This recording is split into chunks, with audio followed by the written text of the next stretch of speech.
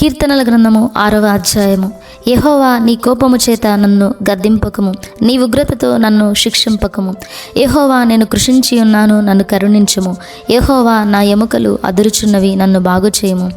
నా ప్రాణము బహుగా అదురుచున్నది. యెహోవా, నీవు ఎంతవరకు కరుణింపక యుందువు? యెహోవా, తిరిగి రమ్ము, నన్ను విడిపింపుము.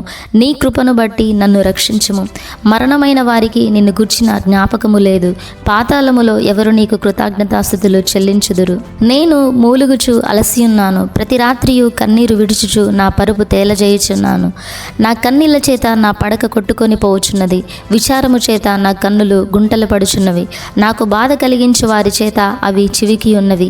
యెహోవా నా రోదన ధ్వని వినియున్నాడు.